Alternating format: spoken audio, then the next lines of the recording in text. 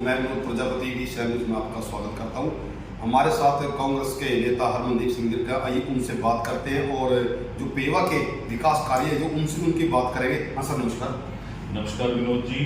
सबसे पहले तो मैं आप मेरे कार्यालय में आए, मैं आपका स्वागत करता हूं और B7 के जितने भी आपके दर्शक हैं उन सबको भी मैं हार्दिक शुभकामनाएं देता हूं। तो विधानसभा चुनाव नजदीक आ चुके हैं, तो अगर हम पेवा के विकास की बात करें तो कितना विकास कार्य हो रहे हैं? विकास कार्य तो आपने देखा ही है जी। आप पेवा चाहे तो शहर की बात कर लें, शहर में आप अगर कुरुक्षेत्र रोड से आप आए तो पहले तो विकास आपको दिख जाएगा। जो डंपिंग पॉइंट जो है वो पेवा शहर के नाम पे एक कलंक है, डंपिंग पॉइंट जो नगर पालिका ने बनाया है। उसके आगे आप पेवा चौक, मेन चौक पे आ जाइएगा। आज लगभग 3 साल पूरे हो गए हैं। पेवा मेन चौक जो भगवान परशुराम जी के नाम पे नामकरण उसका किया था, नगर पालिका द्वारा आज तक भी उसे कंप्लीट नहीं करा गया। और उसके बाद अगर आप ड्रेन की तरफ आ जाए, 1.5 साल से ड्रेन का जो पुल है वो टूटा हुआ है और अस्थायी पुल जो है वो सरकार ने बनाया हुआ है। वो भी नाम मात्र का पुल है, जहां अक्सर जाम की स्थिति जो है बनी रहती है। और अभी तक 1.5 साल में पिलर तक उसके खड़े नहीं हुए। और उसके बाद अगर आप पेवा शहर की सफाई व्यवस्था की बात करें, आप पेवा शहर के किसी कोने में चले जाओ, वहां कूड़े के ढेर लगे पड़े हैं, सफाई कर्मचारी है नहीं। उसके बाद आप चाहे पेवा की बात करें चाहे इस्माइलाबाद की बात करें, इस्माइलाबाद का पेवा से भी ज्यादा बुरा है। वहां किसी सड़क पे आप चले जाओ, कोई सड़क ऐसी नहीं है जो आपको प्लेन मिलेगी, हर एक सड़क में खड्डे हैं। अब बरसात का जैसे सीजन है और वहां तो इतना पानी इस्माइलाबाद के, आप किसी रोड पे भी निकल जाओ इतना इतना पानी वहां खड़ा रहता है। तो उसके बाद अगर किसी गांव में आप चले जाओ, सारी सड़कें टूटी पड़ी हैं। पेवा से कुरुक्षेत्र रोड वो टूटा है, पेवा से पटियाला रोड की बात करें वो टूटा है, और पेवा से अगर डांड रोड की बात करें वो टूटा है। विकास मेरे को तो कहीं नजर नहीं आ रहा।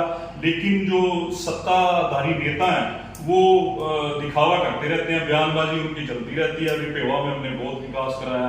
अब भी मैंने पोस्टर देखा था कल सोशल मीडिया पे, विकास किया है और विकास करेंगे। तो मेरे को तो कहीं विकास दिखता नहीं। मैं तो सारा दिन पेवा में ही रहता हूँ, पेवा के गाँव में रहता हूँ, मेरे को तो कहीं विकास दिखता नहीं। जिस प्रकार से बीजेपी बड़े बड़े दावे करते हैं विकास कार्य को लेकर, तो उस पर क्या कहेंगे आप?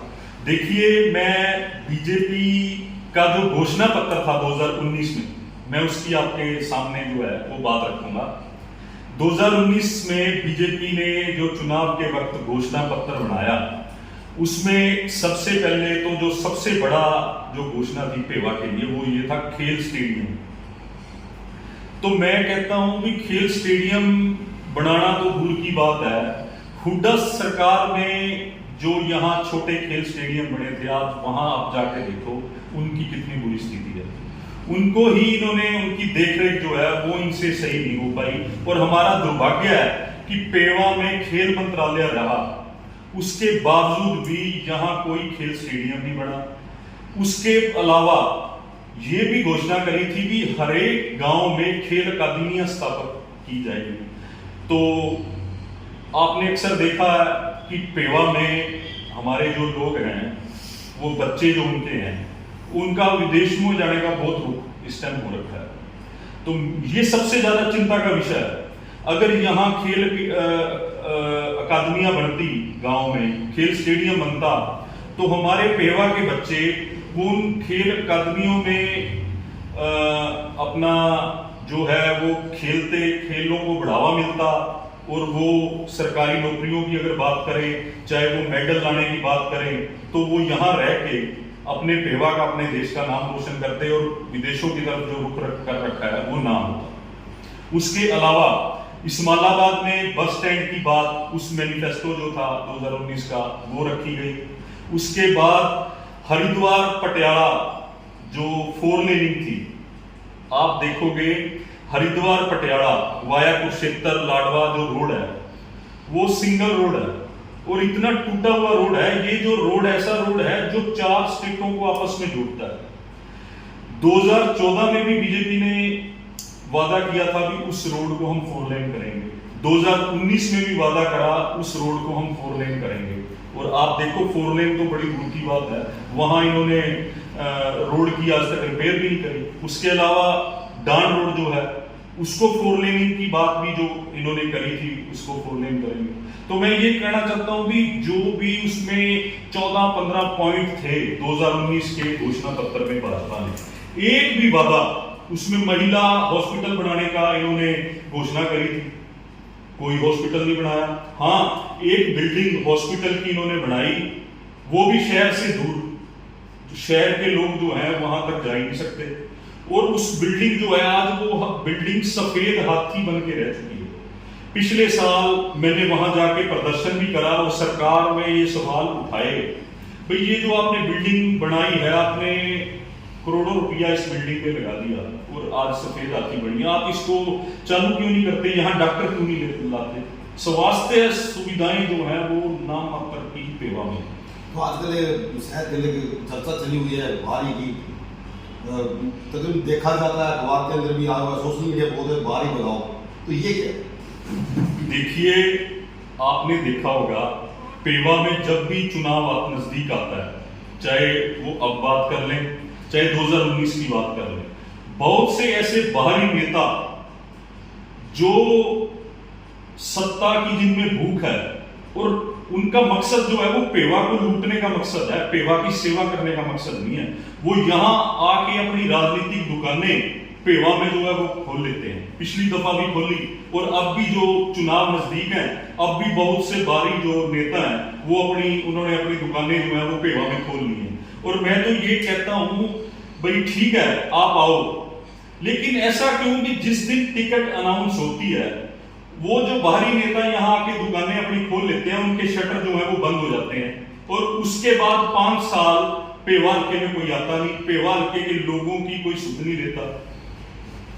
तो इसका मकसद तो उनका यही है ना, भी आप पेवा आओ और अपना लूटने के मकसद से आओ। लेकिन इस बार पेवा के लोगों ने मन बना लिया है, पेवा के लोग जो है वो जागरूक हो चुके हैं। पेवा के लोग कह रहे हैं कि ये कोई चारागाह नहीं है, पेवा बाहर से कोई भी आएगा और यहां जो है अपना लूटपाट करेगा।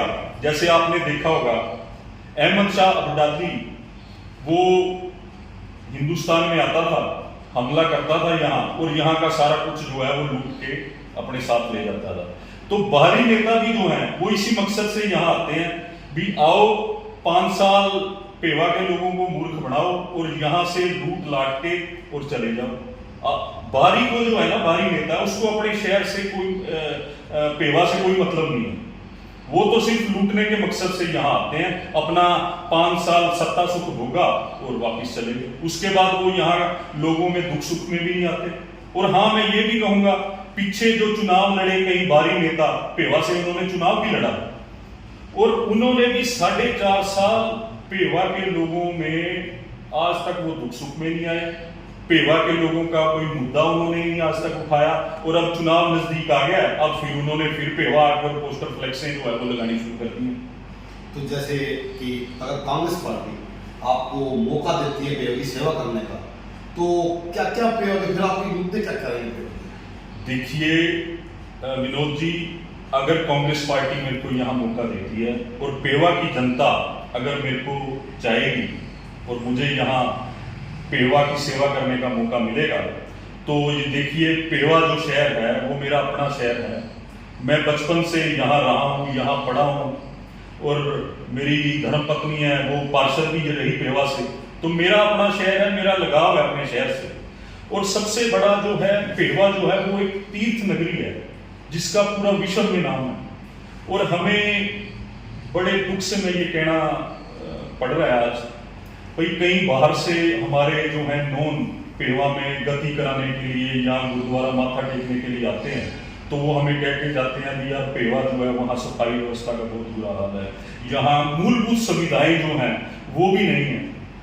तो मैं सबसे पहले तो तीर्थ नगरी जो पेवा है उसकी सौंदर्यकरण और सफाई व्यवस्था, और मैं तो ये भी चाहता हूँ कि जो हमारे तीर्थ के नजदीक जो वो एरिया है उसको भी एक हेरिटेज सरकार की तरफ से हेरिटेज जो है वो घोषित किया जाए और बाहर से कोई भी लोग आए उनको दिखे भी हाँ भी पेवा एक वाकई तीर्थ नगरी है। और उसके अलावा पेवा में आज जो है वो रोजगार का जो है सबसे बड़ा मुद्दा है। हमारे पेवा में जितने भी नौजवान हैं आज उनका यही एम रहता है कि हमने +2 करी और बाहर जाए। मैं अगर अपनी बात करूं तो मेरे बहुत से जो दोस्त हैं वो आज विदेशों में बैठे हैं, जो कि बहुत मैं आज समझता हूं पेवा के लिए आज सबसे बड़ा जो चिंता का जो मुद्दा है वो हमारी जो जवानी है वो विदेशों का रुख जो कर रही है वो है। तो मैं चाहूंगा कि मैं सरकार से भी यहाँ कोई उद्योग स्थापित करवाऊं, प्राइवेट उद्योग यहाँ लगे ताकि पेवा के बच्चों को यहाँ रोजगार मिले और वो यहाँ रह के अपना वो रोजगार ग्रहण करें और अपने माँ बाप की यहाँ सेवा करें। तो देखा जाए तकरीबन जो स्वास्थ्य के बारे में तो आप क्या कहेंगे? स्वास्थ्य का तो मैं कहूँ बहुत बुरा हाल है पेवा में। आप सरकारी अस्पताल चले जाएं, वहाँ डॉक्टर नहीं है, नर्सें नहीं है, वहाँ सिर्फ खाना पूर्ति है जी। वहाँ हॉस्पिटल में दवाई दारू कोई नहीं है। वहाँ पे अस्पताल की नई बिल्डिंग सरकार ने करोड़ों रुपए लगा के यहाँ खड़ी करी है, लेकिन 2-2.5 साल हो गए वो जो है उसको ताला लगा है। उसको क्यों नहीं ये चालू करते, उसमें क्यों नहीं डॉक्टर बैठाते? तो मैं यही कोशिश करूंगा कि स्वास्थ्य सुविधाएं एटलीस्ट वो तो जनता को चाहिए। हम पूरी कोशिश करेंगे कि बढ़िया स्वास्थ्य जो है वो पेवा के लोगों को मिले। तो हमारे साथ कांग्रेस नेता हरमनदीप सिंह थे, उन्होंने कहा कि अगर कांग्रेस पार्टी मुझे मौका देती है तो सबसे पहले पेवा शक्ति माता तीर्थ का जो सौंदर्यकरण किया जाएगा। जो बच्चे विदेश जा रहे हैं +2 पास करके उनके लिए यहाँ पर रोजगार स्थापित किया जाएगा और स्वास्थ्य का पूरा ध्यान दिया जाएगा। कैमरामैन रंजीत के साथ विनोद प्रजापति, BCN न्यूज़ पेवा।